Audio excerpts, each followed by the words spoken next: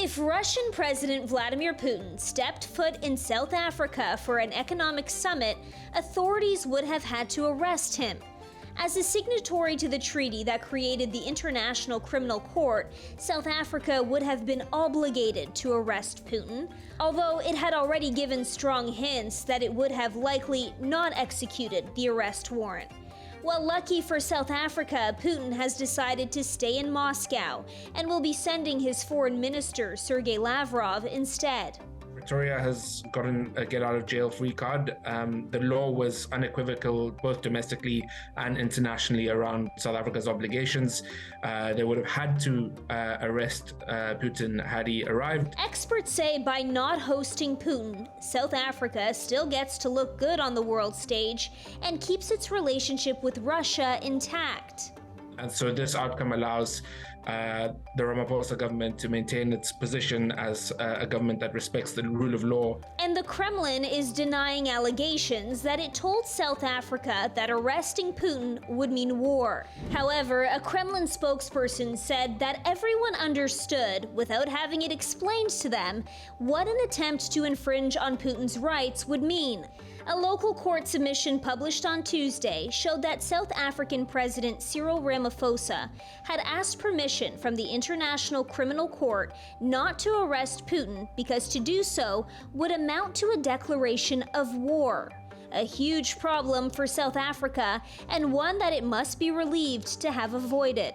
Him not coming to South Africa, I feel like it's also an upside for a whole lot of people here in South Africa and people from out of South Africa that are currently staying in South Africa that don't feel like we need the alliance with Russia. Das macht deutlich, dass das Völkerstrafrecht. Germany's foreign minister says the fact that Putin will not attend the summit next month shows the effectiveness of international criminal law because now he can't travel the world like he used to.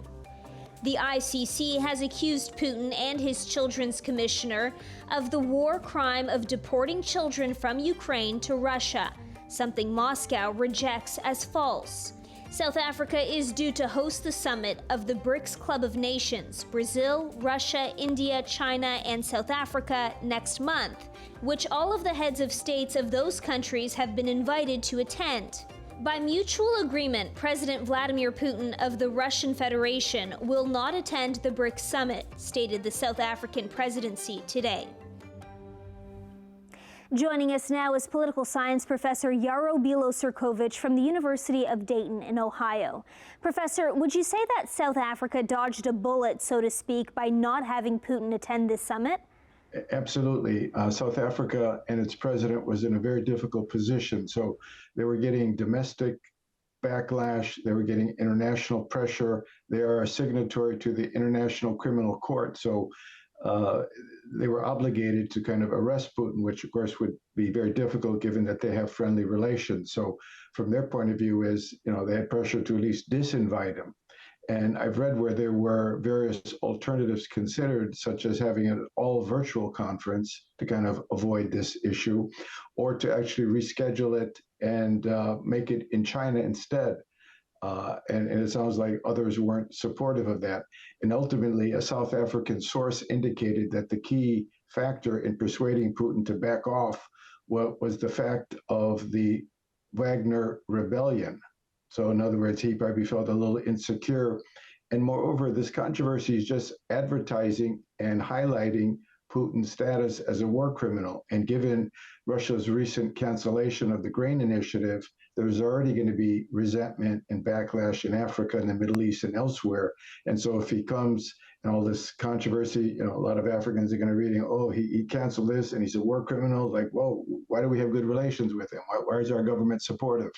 So I think these all came together, and so it's a big victory for the international community, for Ukraine, and for human rights. The Kremlin says it didn't threaten South Africa with war should the country consider arresting Putin, but said what would happen in that scenario didn't need explaining. Do you think these talks may have hurt Russia's relationship with South Africa? I think in general with South African society, the opposition, yes. The existing government has close relations, though I think it did strain those relations. Now, they had indicated in the case of the Europeans that it would be kind of a war if they were to arrest him. They didn't say it directly, but it was sort of implied that if you arrest our president, that's a hostile action that can lead to military consequences. So in that sense, that probably will strain their relations and maybe perception somewhat. And you briefly touched on it, but how do you think Putin is viewed on the world stage right now? Well, I think in general, people see him as weakened. And, the Wagner mutiny is sort of very consequential. And of course, it's interesting, the same day, Prigozhin indicated that the Wagner troops would not be fighting any longer in Ukraine, but would be moving to Africa full time in effect. So training in Belarus, but being active in Africa.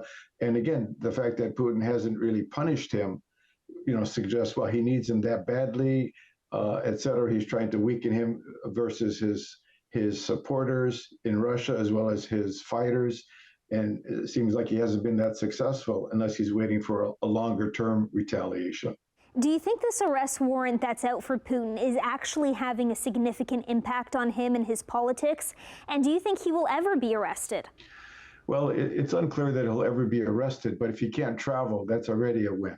And the fact that he's not coming to this BRICS conference that has supportive countries, major powers that are friendly toward Russia and haven't condemned the war necessarily or sanctioned Russia, that he can't even come there indicates a lot that, even beyond the European or several Asian countries that really would not want him visiting, here you have even other countries that have international obligations or concerns about what this says or how this might complicate their own domestic or international situation. So I think Putin thinks, well, he can get away with it, but it turns out others have others' input on it.